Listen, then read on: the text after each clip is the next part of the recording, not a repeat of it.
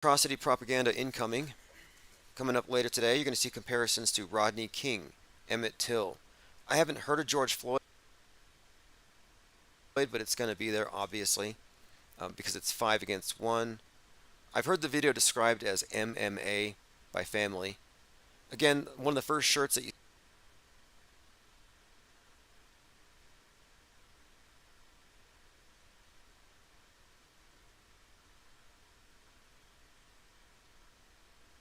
see that him wearing, and I think he's on a skateboard, is the word love and 3. Super conspicuous.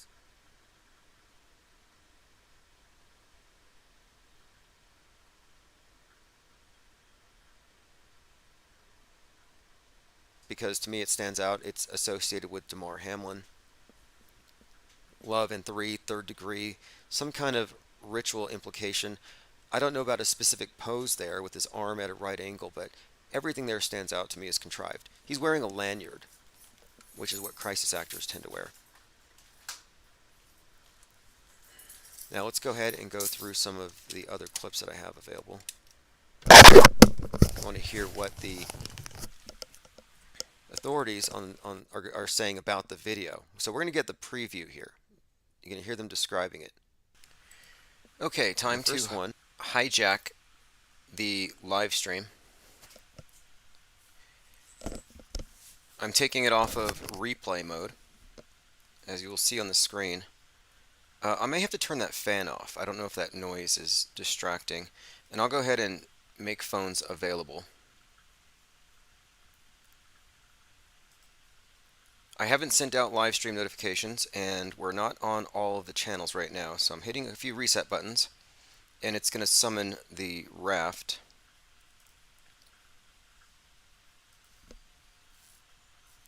Okay, so we'll go ahead and alert those over at DLive.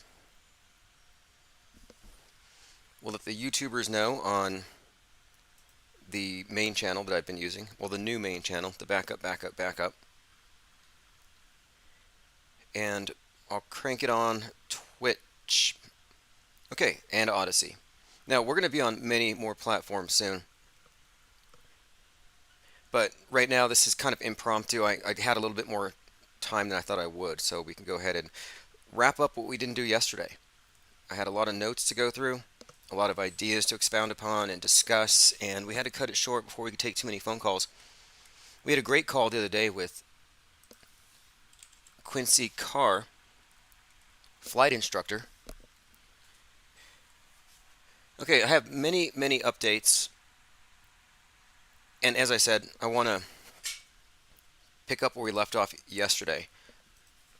But let's go ahead and begin by sending out live stream notifications. And we will be right back. Let me go ahead and put on Chief Crow, and then I have to activate a few more channels. And we will be good to go. We're on all of the audio streams as well. We have a lot of listeners on TuneIn. I was kind of surprised at the numbers, which I've been kind of keeping close to my chest, because every time we advertise that we're doing well in a certain sector, certain entities take note, and I don't want to give them any leads. Okay, we'll be back momentarily. I'm going to send out live stream notifications. It's going to be short, but I want to have as many people here as we can to get all the input, because it's not just me, as you know. It's not an echo chamber. It's a fake news wood chipper.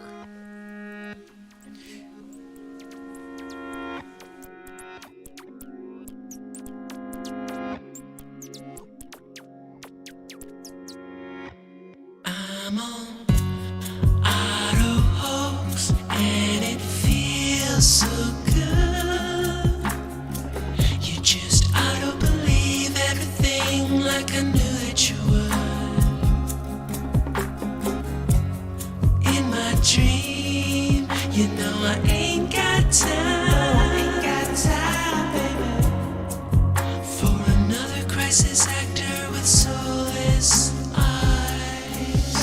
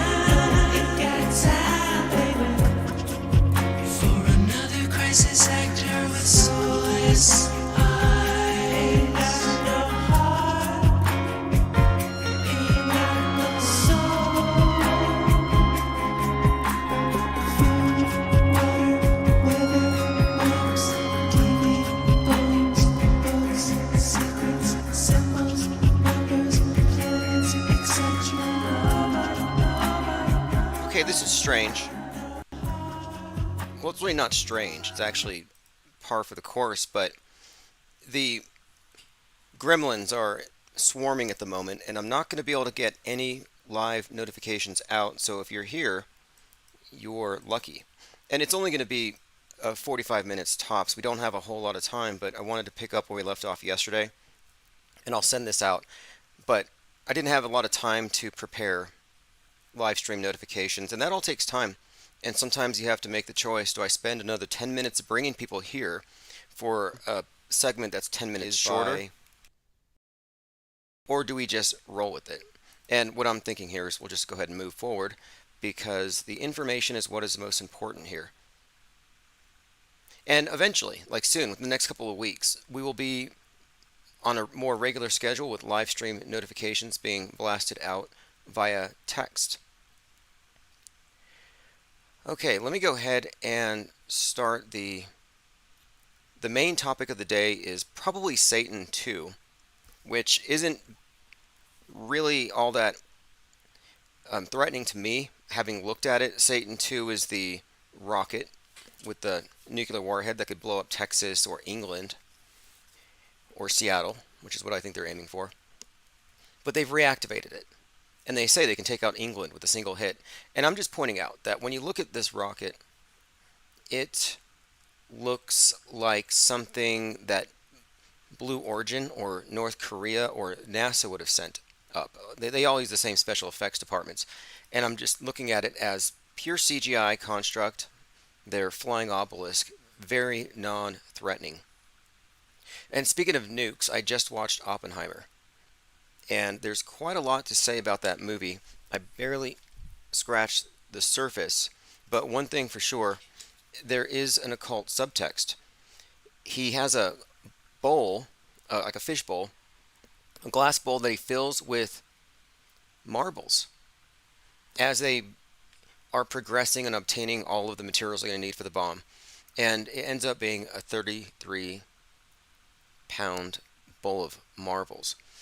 Then again, the whole movie is tied into Barbie, Barbenheimer, and it's not by accident. We discussed this yesterday, and we'll probably touch on it again. The fact that everywhere that Maui was scorched is now going to be pink, like Barbie pink. Why? Some kind of soil tackifier that they're putting onto the ground so it doesn't go into the ocean. So whatever they're doing is definitely now correlated with Oppenheimer, some unexplained blast, this bomb, this destruction out there in the Pacific, and the Barbie, the pink. There is something there. There is a pretty strong connection. And this is why they manufactured that phenomenon, or that trend of Barbieheimer. They put that connection in there. And we have been discussing the perfect parallel between the various movies, how they release these movies at the same time for a reason, and they're meant to be looked at in a well, they're not meant to be, but they're you can only understand them if you look at it holistically. If you recognize that these movies aren't separate entities, they're actually telling the same story across multiple fronts. And the fascinating thing about all of it, of course, is the fact that Barbie, who is now, just in everybody's face, Robbie, or was it Margot Robbie, was Babylon, and we talked about this, the movie Babylon, and the significance of it all. It's just outright Satan worship in public, is what I'm saying. Anyway, the good news, Satan 2 is fake. Now, is Satan fake? That's another question. Continuing here, and look at the numbers. Nuke alert. Putin puts 16,000 mile per hour doomsday nuke dubbed Satan 2 that can sink UK in one strike on combat duty for the first time.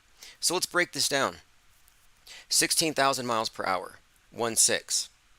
1.6 is the number associated with the domestic violent extremist attack to come. We often talk about the numerology inherent in all of these various psyops, and how the number 1.6 goes back to Waco. And this is why it's important to watch all their documentaries and retro auto hoax, because everything is part of the same fictional universe and it's all connected. There are coincidences, but there are also meaningful coincidences. And the people who say these are just coincidences aren't making that distinction. And it's very important because it lets you know that the January 6th thing was a setup decades ago. It wasn't intended to succeed. It was intended to entrap the right, fracture everything, and it's all correlated, connected with this Kraken concept. And this is what we're talking about. Let's start with this though. 1.6 million rounds is what triggered the ATF. This was the weapons violation that had them go after Dave Koresh, 33, believed to be Jesus, at Waco, and they incinerate him. So this 33-year-old incineration Christ martyr forms ground zero for the domestic violent extremist wing of white nationalism in America. Timothy McVeigh was there, radicalized by the actions of the government, and so was Alex Jones. So then you fast forward a few years, Timothy McVeigh, inspired by the Turner Diaries, blows up that building, and then he gets executed 3 months before 9/11 on 6/11. This is very significant. Like Koresh, he was 33. And if you go into the details, it's just replete with symbolism, and it just tells you it's all a hoax. But the point of it is, look at the number, 611, 911. If you compare them, what you're seeing here is sort of their code that we've deciphered, where 9/11 referred to the external terrorist threat, 6/11 is the domestic one. It goes even further. 9/11, you have the 19 terrorists. With this domestic extremist thing, it seems like they're using an opposite number, 16. It's just inverted. For example, on the new Batman movie, which was on 3/4 when it came out, Gotham was flooded when the Riddler's online radicalized terrorists blew up a dam and flooded the election, flooded the polls, just as the GOP's midterm slogan was flood the polls. And it was on November the 6th, 11/6, that Gotham was under water. So it was an upside down 9/11. And it was pretty much the same thing. Gotham underwater, 11/6 by domestic, because that's what the Riddler represents, Q. The agitation from Q, radicalizing, Q sent the QAnon shaman, another 33-year-old ringleader in one of these psyops. Yes, he was 33 when he charged into the Capitol with a spear. Acting like a fool, looking like a moron, probably smelling like roadkill. And he comes out of jail 27 months later, polished, way fitter. I thought he was like starving himself, that he didn't want to eat the jail food. And he's very polished. He's so mediagenic now. It's almost like they sent him into some kind of COINTEL boot camp, because he is totally polished. And his presentation on InfoWars is as good as Alex Jones. Content-wise, I put him on par with David Icke. It's almost like a David Icke regurgitation. Anyway, to continue, we're just talking about the January 6th. And what's the number? 1/6. Again, this is the thing. We're talking about the correlation between Putin's doomsday nuke that goes 16,000 miles per hour and the bigger story of this fracture. And it makes sense, too, that Putin would be involved, because we're looking at the Putin plus domestic violent extremists versus the world type of scenario. There's some kind of an alliance. And note, too, that it says it can sink UK.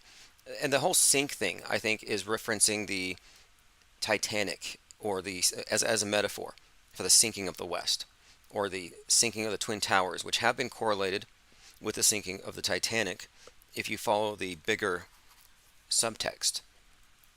But let's continue with the 1/6s. So again, Waco, 1.6 million rounds. This radicalizes Alex Jones. And then, it also kind of triggered and radicalized Bill Hicks, interestingly enough. Now, you might remember Alex Jones on the Piers Morgan show ranting about how 1776 will commence again if they try to take the guns. The spirit of 1776, which is what you saw in 1/6. Well, he was referencing the fact that the DHS just purchased 1.6 billion hollow point rounds. And again, he was radicalized at Waco, helped rebuild the Branch Davidian compound. So another 1.6 associated with Alex Jones, who later shows up at the vanguard of the 1/6 insurrection. Then The insurrection itself was really largely instigated, of course, by this narrative of the stolen election. And this is where the Kraken comes in. Sidney Powell, the Kraken lawyer.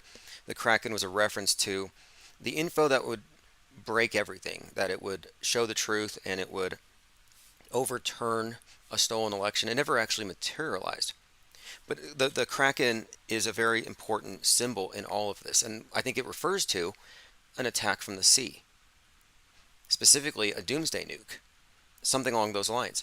Now, there's a Netflix show that actually stars an Alex Jones in some of these episodes because it's based on conspiracy theorists. It's called Inside Job. Inside Job is a Alex Jones catchphrase. 9/11 was an inside job. So there's a 9/11 reference tied into what I'm describing next. Season 1, Episode 6, another 1/6, has a Kraken, and it takes down a Titanic-like mega yacht with Bezos on it. This is a recurring theme, and then the company that was counting the votes, Dominion, sues Fox for $1.6 billion. What's in Dominion Voting's $1.6 billion lawsuit against Fox? Again, because of the whole Kraken thing. So this is just the latest development along these lines. And I was talking about Oppenheimer and how that movie's timing is very significant because of this. They're putting it in people's minds. This is what these will do. This is why it's such a scary threat. They're bringing back trauma that's been programmed for generations, fear. And Oppenheimer is wearing a badge that says K6, which is 116. Christopher Nolan made this movie on IMAX film, which he says is 11 miles long and weighs 600 pounds. And you can just ignore the zeros, like with a 16,000 mile per hour doomsday nuke. So 116 is encoded into the Oppenheimer movie with the 33 pounds of marbles central to it for some weird reason. But you can see the connection here. It's the nukes in the hands of these domestic extremists to do the domestic equivalent of a 9/11. And it's not an exaggeration to say that QAnon is American ISIS. It's really not. You just have to look at how they created it as like a mirror, just like 9/11 to 6/11. It's all a mirror.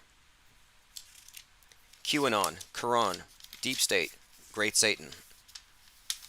They all have the same value system that's been sort of more or less a rejection against progressivism. Not that that's a bad thing necessarily, but it's one of these false dialectics. Great Awakening, Great Reset. Well, they're both controlled by the same monolithic media. Like, I think it's important to point out that the company that produces the blue pills that keep people in dreamland, they also produce the red pills. It's like the plan B for people who aren't buying into the first thing. Okay, continuing. This is an interesting video. I was looking at some of these early nuclear tests, nuclear detonations, showing people what these bombs can do. And on this clip, you will see what looks to be, well, what they did. They actually blew up dolls. But I'm looking at the houses.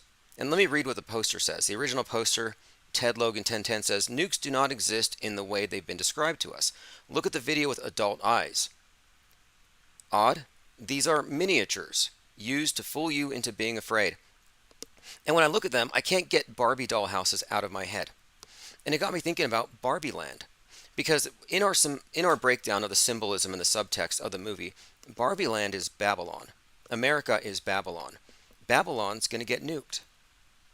The Tower of Babel's going to fall. The Kraken taking down Jeff Bezos' mega yacht, that's symbolic of Nimrod and the Tower of Babel. That's why it was an inside job tied into the 9/11 concept. Bezos went to space at 9:11 a.m. It's pretty simple when you look at the mind map of it, the big story anyway.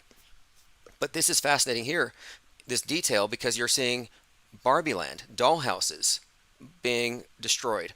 I mean, people think this is actually, real homes and everything, and this is an actual nuclear bomb blowing things up. There's even dolls in here.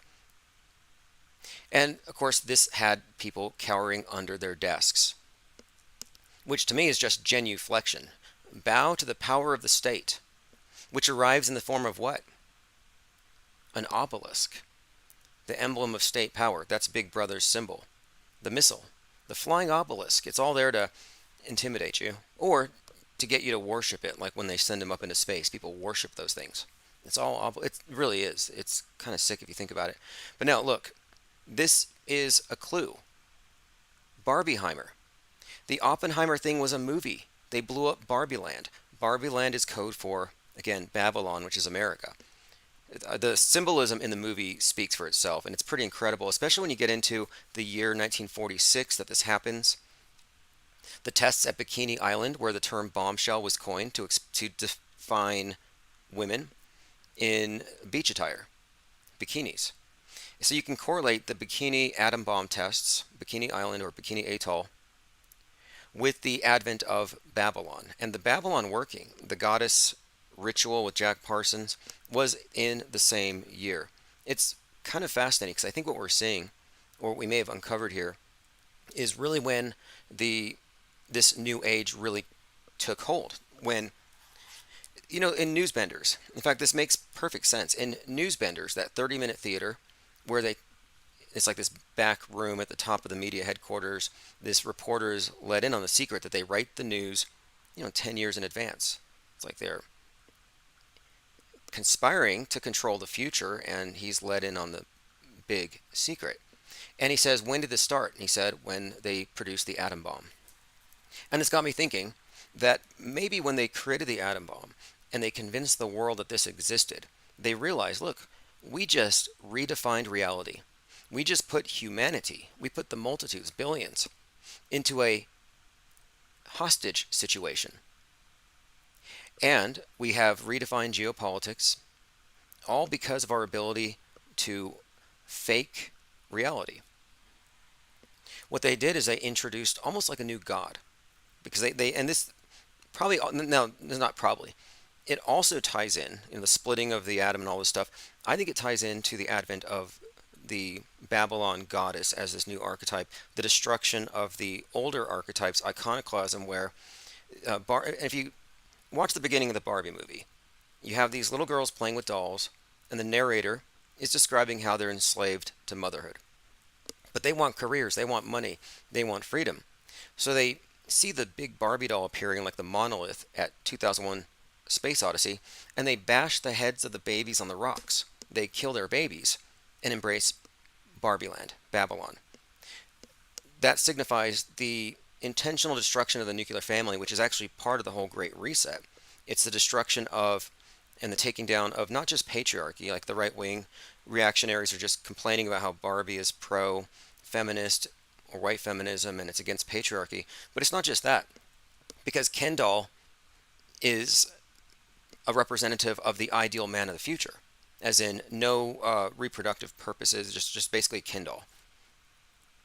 Emasculated. And it's by design, because the new god is an androgen. So you have the destruction of the old concept of the goddess reintroduced as the Whore of Babylon. It's really fascinating what they've done, because they've introduced this through film. And one of the key figures in understanding all of this is just look at it through the lens of Kenneth Anger, who wrote the book Hollywood Babylon that the movie Babylon was based on, starring the actress that played Barbie. He also used the same actress who was in the actual Babylon working in his own Aleister Crowley-inspired movie about the advent of the New Age. It was called Inauguration of the Pleasure Dome, starring this representative of the new goddess. Like the elite worship the Whore of Babylon. If that sounds strange, well, it's not hard to decode. Just look at the last Super Bowl ritual. I mean, they worship Babylon and the beast, Isis and Osiris. It's not like they anthropomorphize these things and think they're actually communicating with like these beings, but rather it's more like I don't know what you want to call it, other than they set these templates that we idealize. That's why they give you idols and they get you to emulate these things. And what they're doing is they're destroying the older concepts that they don't want you to mimic or mirror anymore. They want little girls to be like Barbie in Barbie Land. They don't want them to be training to be mothers to be. Okay, I'm going to go through some comments, make sure I haven't missed anything here. G33, John Cordone, Lando Rock, Ears Up, X322, Jennifer Reeves, Lean Dion, Tomanoid 3, awesome. Jennifer Reeves says, so many are going to be dressed as Barbie for Halloween. Well, okay, now one more point I want to make, because we're looking at dollhouses being exploded. We're looking at Barbie Land being nuked, and I'm saying this is America being nuked. But one more thing about it is the pink. The pink represents the union of Babylon and the beast, red and white. This is the meaning of the Templar cross, the red and the white, but it's, you mix the two, you get pink. It's all code. But the fact that Maui has pink wherever it burned is part of this symbolic language that uses specific names, archetypes, language, number, and colors. You can see the color symbolism here. It represents the, I guess, reconciliation of opposites, the Hegelian dialectic, black and white. Red, these are all just kind of the dualities that they put together.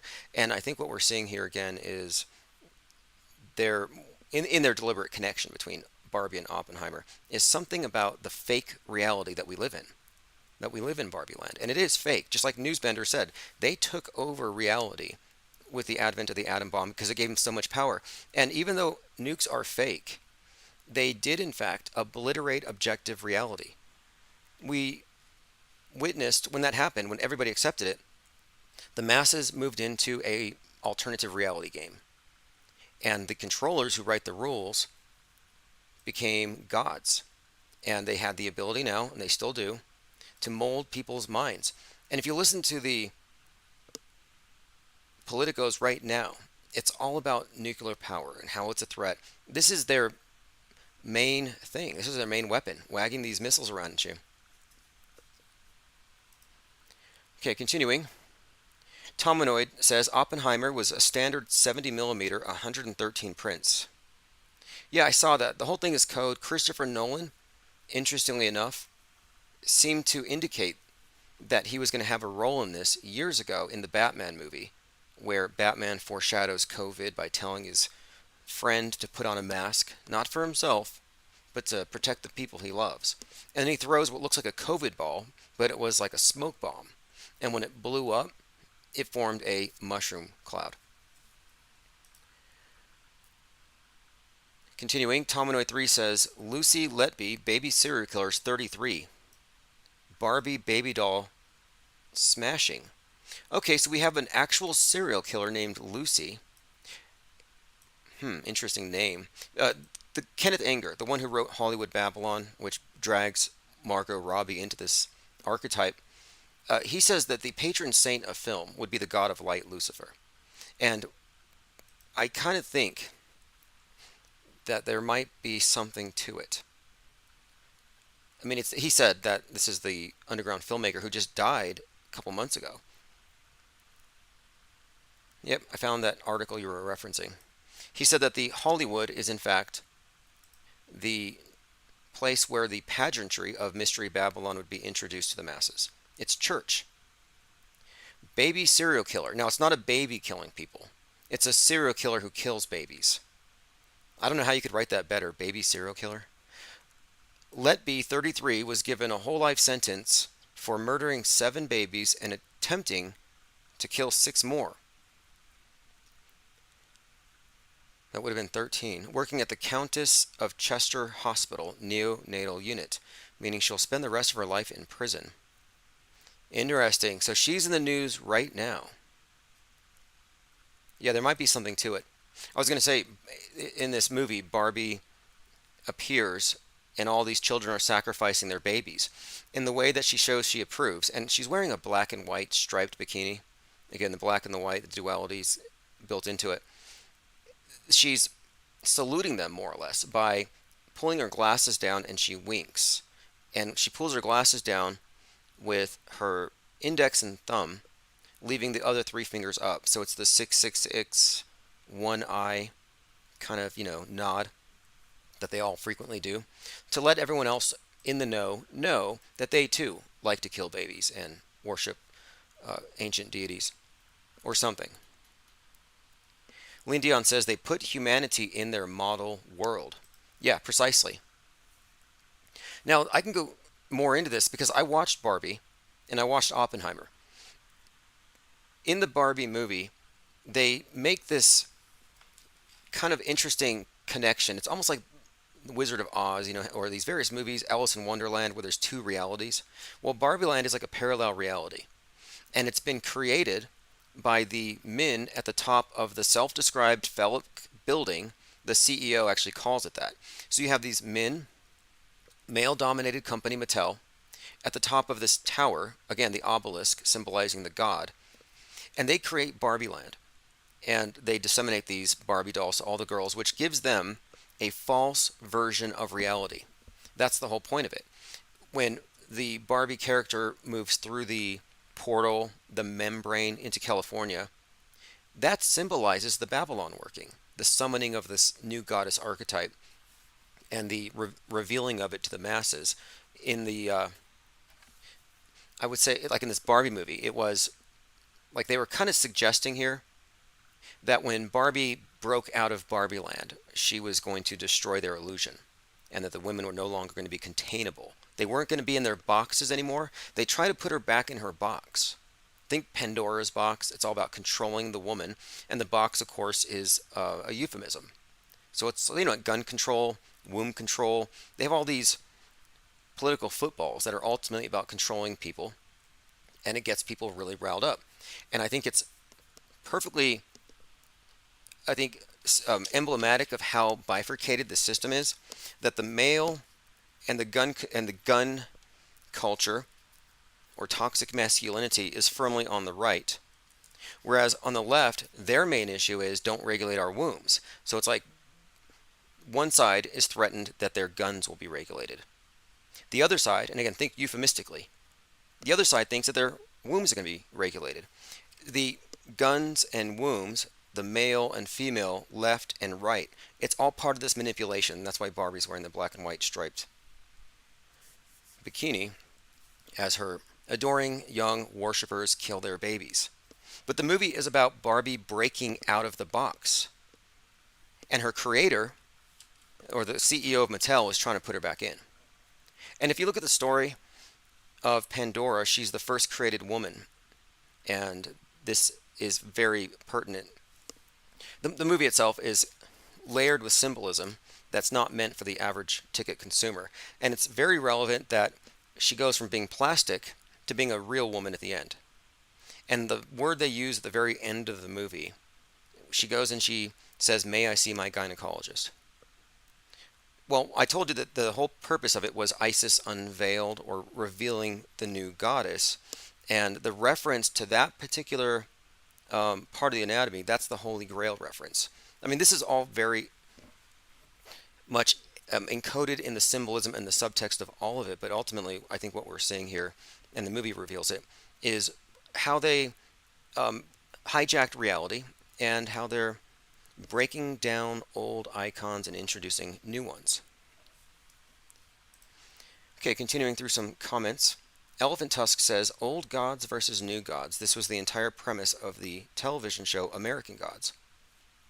Yeah, a key term here is syncretism, religious syncretism. And I studied this phenomenon before when I was researching Santeria. I was just intrigued by this grocery store that had these candles that they had ostensibly Catholic saints, but they were named after deities from the African voodoo pantheon.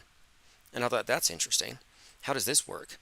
And my research just kind of led me into this area where you can see how when there are measures taken to repress certain cultures, they tend to survive in the underground. And one way they survive is by blending in.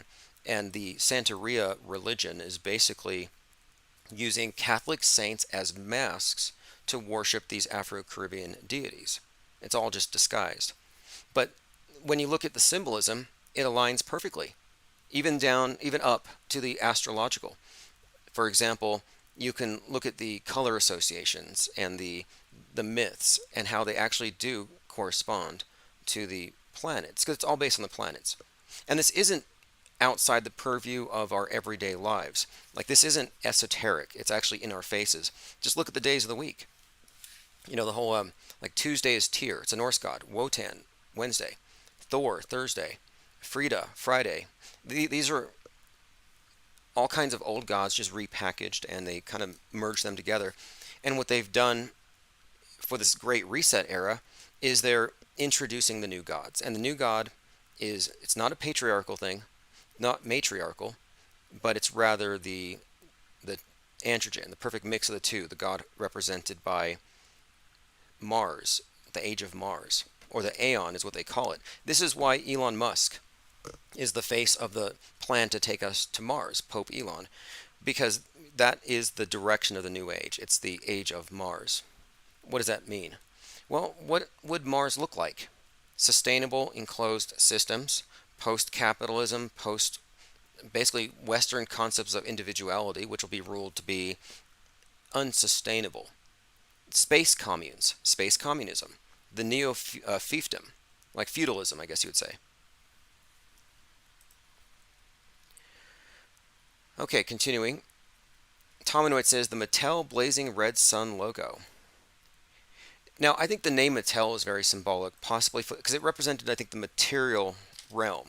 It's M-A-T-T, and then E-L, the name of the god that is often represented by the obelisk, the dead earth god. And if you watch it, I'm not going to say when, because you probably won't, but I have articles about it. The CEO, played by Will Ferrell, is sitting at a desk, and behind him, the windows have these X's over them, X's all around. So when he's sitting at his desk with the reflection in front of him, he's in a triangle with a triangle below him.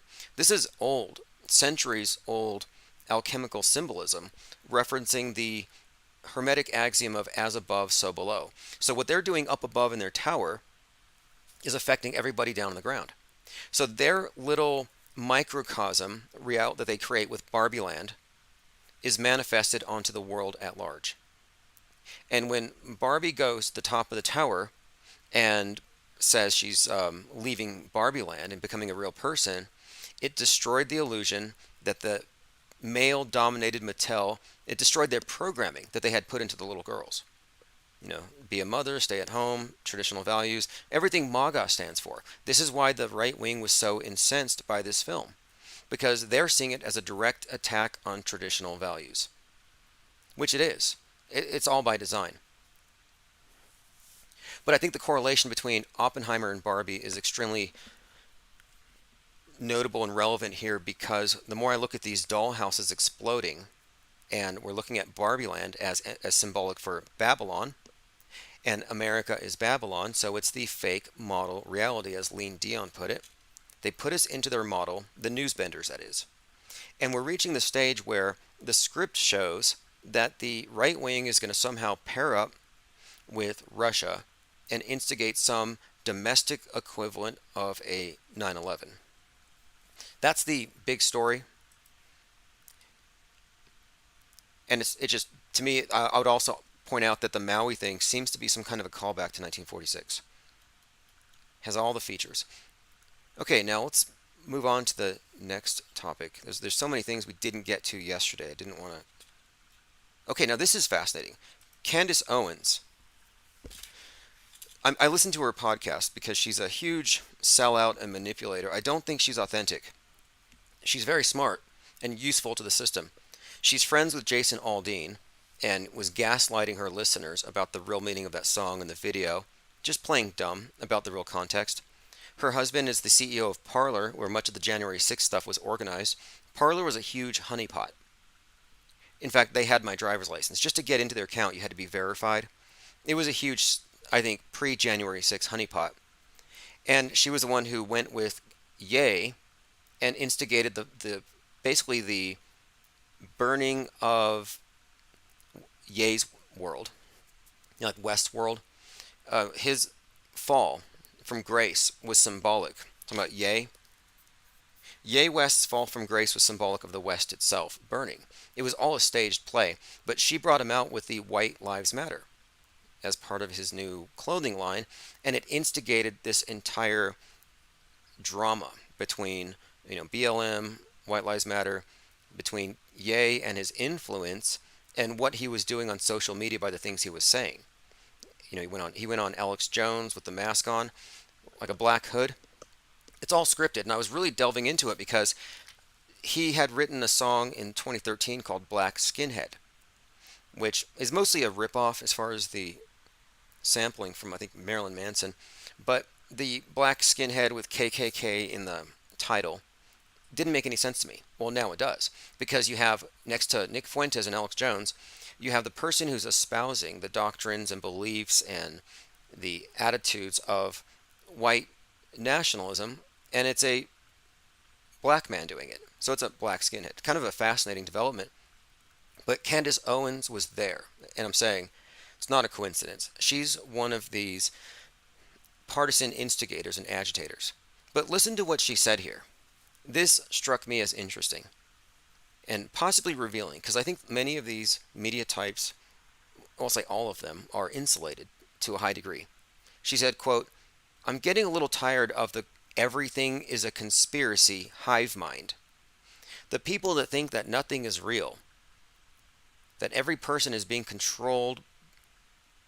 This is equally as twisted as those who believe everything as the media says."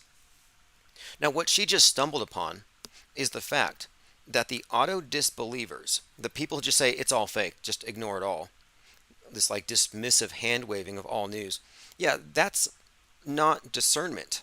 I stand against that. We do not say everything's fake and make these statements with nothing to really back it. Quite the opposite. Like, it takes discernment, it takes the parsing of the available facts, it takes a lot of discussion or thinking, cogitation. It's not just something you just knee-jerk react to. But she's tired of the people who say that everything is fake, and there are people who do that. And I'm saying what's that expression? They throw the baby out with the bathwater. They go too far, and I do not advocate that. But she makes this point too. They're just as twisted who believe everything as the media says. In the textbook that I have here, that's going to go out on Monday, with a few minor updates, but in the book I make the point that you have the general news consumer pretty much believes it all, and that they're making the same philosophical error and logical error as the people who say it's all fake. Like, they're both in the same camp. The people who say panda bears are fake, gorillas are fake, and everything on the news is fake. Yeah, if they're not qualifying these statements, if they're just being purely nihilistic, I would say they're in the same camp as the people who believe the news. You might as well just plug back into the blue pill thing, and you won't be such an outcast, because it is not discernment. Your mama says she looks like Rihanna. Maybe I'd have to compare the two, but I believe Candace Owens was an actress or something, and got hired to act as a conservative. I'm just saying I don't believe it. I don't buy it. I listened to her podcast, and she was gaslighting her followers about Jason Aldean. She's friends with Jason Aldean, who was 33 when he presided over the fake shooting in Vegas. And this is actually kind of a tie-in, because, was it chief of police who was there during the Vegas thing is the guy in Maui now, who's also the coroner. And speaking of right-wing nuts and their obsessions, like, their obsession right now beyond just is the missing children. Like, we've been hearing about this forever. Missing children. The tunnel children, the traffic children. Well, now their big thing is the Maui children are missing, and the numbers keep going. And I just respond to all of them. I'm like, my dead kids. What I said, and Laura Loomer is doing it right now. Laura Loomer is one of these politicos. She's really close to Trump. She's sort of like anti-MTG. There's some Game of Thrones going on between Marjorie Taylor Greene and Laura Loomer. Loomer's entertaining. You may recall she confronted Kamala Harris's body double and sent her and her fake Secret Service running. She also jumped on the stage at that Central Park production of Julius Caesar where they simulated killing Donald Trump. But right now, Laura Loomer is big on the fake dead kids bandwagon. And there's so many people doing this, asking, where are the 1,000 missing children, that it almost feels like Munchausen syndrome. Like, where people fake an illness for attention. And I feel like they're faking this concern for these children for attention. Sort of like the liberals pretend they suddenly care about these kids whenever they get killed by guns.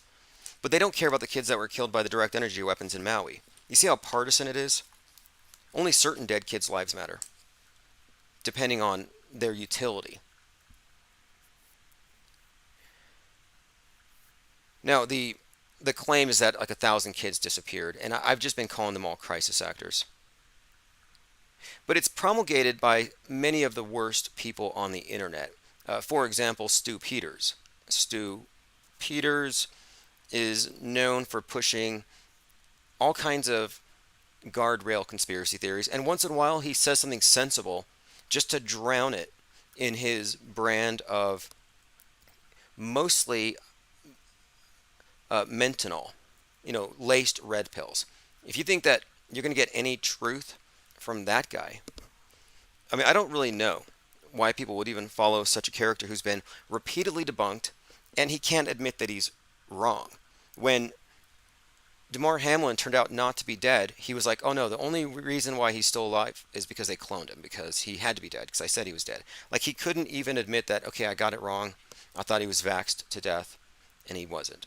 No, he said, no, he was killed by the vax, but to cover it up, they cloned him.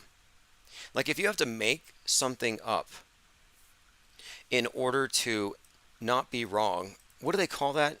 Liars? Well, listen to this. He's in the news right now. Stu Peters is in Rolling Stone today, September the 1st, and this is going to backfire on anybody who talks about conspiracy theories. Conspiracy theory kingpin calls for Hunter Biden's execution. How is he a conspiracy theory kingpin? He's a promulgator of the guardrails, which are just the enhanced versions of the mainstream BS. For those who don't believe the mainstream stuff, they think they have the actual truth because they have a little more color added to it. But listen to what he's been saying. At a wild pit stop of the Reawaken America tour, headlined by Donald Trump Jr., Stu Peters demanded, quote, permanent accountability for Hunter Biden, and as well as Dr. Anthony Fauci, whom Peters insisted should, quote, hang from a length of thick rope until he is dead. Now, I can't say these things. If I said these things, I would be swatted. Not fake swatted the way MTG or Tim Pool get swatted, but I would, really be probably taken into custody. And I wondered about this, like, where's the line? Because he's a Fed, meaning he's an agitator working for the government. He can't be arrested for this. Just like Alex Jones threatened, I think he incited violence against Biden on January 6th. He said, we're going to get Biden out of the office one way or the other. Yeah, he said that to a raving mob of MAGAs who were about to charge into the Capitol. That was never brought up. And it's because if you're an instigator and you're controlled opposition and you're actually trying to bring down the people you're pretending to represent, you don't get in trouble for it. He won't get in trouble for this. Now, I could say this and they would come after me, but I wonder, what if I say, I agree with what Peter said about so-and-so, that they should do this? Like, would they arrest me for it? Because it would expose a double standard. I don't know. But I will say this is typical. There's a lot of violent rhetoric going around right now from the QAnon side. Okay, we've been talking about the fake Satan 2 and how it has the connection to 1.6, which I think is a big deal. Now, this might not be anything. I admit it may not be, but whenever I see patterns or things that might be patterns or part of a pattern, I just put the puzzle pieces on the table and we can look at these things. So I'm looking at the old duck and cover drills where children are trained that when they detonate the atom bomb that's going to ignite the atmosphere and kill all mankind, you can duck beneath your desk. And this drill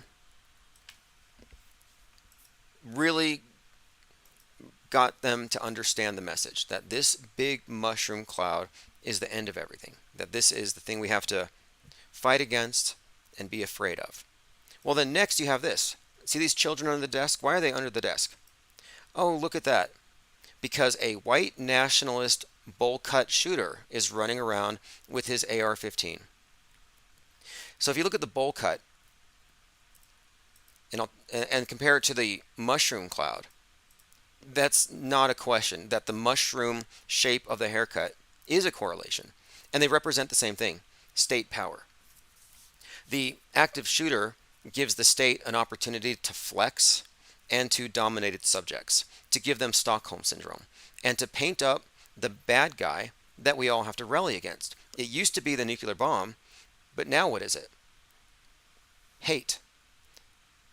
It's systemic hate from the MAGA types, the white nationalists. So you have the bowl cut shooter, racist Nazis like Dylan Roof here, as sort of this new, boogeyman type thing to scare everybody. And I'm wondering though, could this be? I mean, it's coming from the same psyop department. If their goal is mass mind control, then yes, I think this is very much not a coincidence. It's just a pattern. Duck and cover.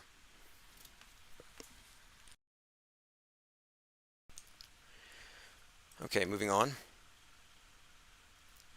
There's this old video, duck and cover, with this turtle, and I don't know. We may go back and look at some of the stuff. The programming is just so deep. But I think it's worth noting again, just if you haven't seen it, 30 Minute Theater talks about this, that their claim is that they were able to hijack reality and start writing the news 5 years in advance with the advent of the nuclear bomb. Okay, moving on here. Meanwhile, in La La Land, everything is real and legit. I think that's India's lunar lander. It's just amazing how persistent this house of cards is. It's just unbelievable. Actually, I say unbelievable. No, actually, it's believable. Everybody believes it. Like, quite literally, they all do believe it. This may explain some things, maybe not, but Salty Siren posted this in the Gilded. The first known clowns date from the time of the 5th dynasty of Egypt, around 2400 BC. Later civilizations also knew about clowns. Early clowns were also priests, and their roles were almost inseparable. Inseparable? Clowns and priests? So I'm looking at this, and it got me thinking. Look at this. Clowns of ancient Greece were bald and wore padded clothes to appear larger. It got me thinking about Shriners. I think I saw a Juggalo in the chat. Yeah, OO says, shout out to the Juggalo NWO family. Yeah, the Juggalo, the clowns, right? The evil clowns. Well, I kind of think the evil clown thing, I don't know, maybe it's worth looking into here. I find that very fascinating. Because if you didn't know, if you want to be a clown, like a Masonic clown, a Shriner clown, you have to go through you must be 32 degrees to ride this clown car. More interesting tidbits here. We talk about General Flynn, who's one of the main operatives in the Q movement, who's also the one who introduced the I Am Temple Church Universal Triumphant paradigm to the QAnoners. You know how they're all obsessed with dead celebrities like JFK and Princess Diana? It's because they believe that these people didn't really die, but they're fighting the black hats because they're white hats. Well, this is actually based on the Church Universal Triumphant, a doomsday cult, which at the end of the 80s, all of its members moved into a bunker because they said that Russia was going to nuke us. It didn't happen. And they say, oh, it's because we prayed so hard that we stopped it. So their faith became stronger. Well, this cult believed that they were in contact with ascended masters, like a galactic federation, which is what QAnoners are all about right now. So they believe they're in contact with these ascended beings who left the world but are still here. They're just fighting the bad guys. They call them the Great White Brotherhood. So think white hats versus black hats, the Q story. Well, it gets even more intriguing because that cult, which has been grafted into the Q movement, was founded by Guy Warren Ballard, an American engineer who founded the IM activity. Now, what's fascinating about him, because their whole cult is based on this belief in ascended masters and reincarnated beings, etc. Well, he claims that he's a reincarnated George Washington. Now, the reason why this is significant and interesting in this present context is General Flynn of the Q movement dressed up like George Washington at one of these weird cult rallies. And he had his people, all the Magas, were praying to the angels of the seven rays. That's not from the Bible. Let me get to this before we run out of time. Mandela effect debunked. Do you remember the story about how you used to be able to go in the torch and now you can't because reality shifted? Yeah, well, here's the truth. It's not a Mandela effect. Another debunking. Not that you have to debunk every single Mandela effect. It can be debunked categorically. You don't have to go through every single claim, which is a mistake a lot of people make. This is how they fall into it. They're like, oh no, I don't believe that one. I don't believe that one. Explanation fits this one, conventional explanation. I can explain this one. Oh wait, that one got me. So it's like they just keep going and going until one of the Mandela effects sticks. No, that's not how it works. You don't just throw stuff at the wall and see what sticks. You have to establish the premise actually exists, and they never did that. But now check this out. When you visit the torch of the Statue of Liberty, it's been closed since the Black Tom explosion of July 30th, 1916, one of the largest acts of sabotage to our nation before the event of Pearl Harbor. So let me play this clip, and then you'll see where we're coming from. Meet your next pillow. Because this has been misconstrued as a reality shift, but there's actually a logical explanation, as there are for all of these effects. And we have a documentary that is pretty much ready to get filmed that we've done all our research for, where we've actually gone through all of the supposed effects.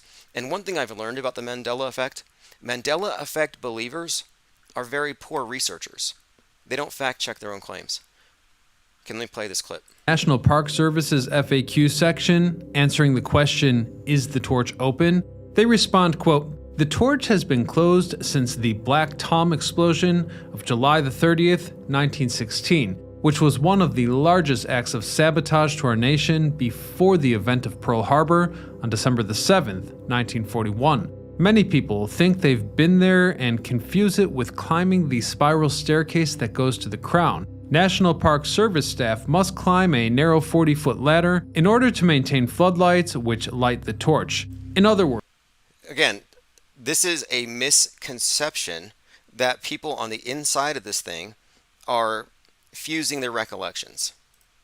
Many people claiming to have visited the torch confused it with the crown and posted their experience online, creating an urban legend as the byproduct.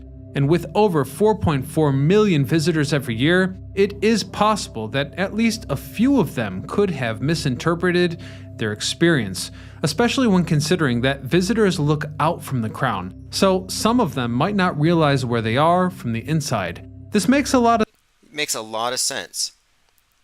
It's reasonable. Now contrast that with, reality shifted. Okay. Man dies following heart attack possibly triggered by excitement while watching Avatar 2. Fake. I can attest. I watched Avatar 2. There's no excitement there. It's basically Fern Gully crossed with Dances with Wolves and then repackaged with a lot of Gaia worship, where the characters actually plug their hair into fish, into trees, into animals to communicate with the planet's consciousness. And Gaia is the Earth God, and of course the Global AI Alliance is working for some kind of a global connective network of minds. We briefly touched on this, and before we go, I want to just mention one more thing, because Kanye West exposed his buttocks to tourists in Italy inadvertently, and I drew the comparison to Kim Kardashian breaking the internet with her posterior in 2014. But I looked a little closer at it, and if anything, it was just basically plumber's crack. He wasn't like totally showing anything. It was just the way he was sitting. But I was thinking about his wife. Her name is Bianca Censori, like I censor. And I think I understand it now, because they could not shut him up. He was becoming such a problem with things that he was saying. They're like, how do we censor him? So they find someone to distract him. I Censori, or I censor. I think that's what we're looking at here. And that's why I think she's been engineered. Like, hey, she looks just similar in disposition to Kim Kardashian. But she checked all the boxes. So basically he's been hypnotized or something. And it's worked. When was the last time you heard him say anything? All right, I wish we had more time, but we are going to be very active this entire weekend. We have a big day on Monday. And if you're in the area, if you're in Albuquerque, obviously you can come over to the headquarters for the event itself. Again, we're talking about the documentary, which is going to put the IPS headquarters in the Meatverse. We will officially exist. But if you can't make it, but you do want to be a part of it, you do want to comment on your opinions, your convictions about the shape of the world or lack thereof, they will be open to taking your interview via Zoom conference, which means in our conference room, I'll have a laptop out and a number of people will be able to be a part of this if you have anything you want to say, if you have a specific view on this thing. So if you're not able to make it, and most can't because it's just short notice, there's still an opportunity here. Okay, we'll be back. This is One-Eyed Jack and the Shells, Pope Elon. Someday. And if you're going to pick some place to die, then why not Mars? Okay. You know, if we're born on Earth, why not die on Mars? Seems like maybe it'd be kind of exciting. But so I think given the choice of dying on Earth or dying on Mars, I'd say, yeah, sure, I'll die on Mars.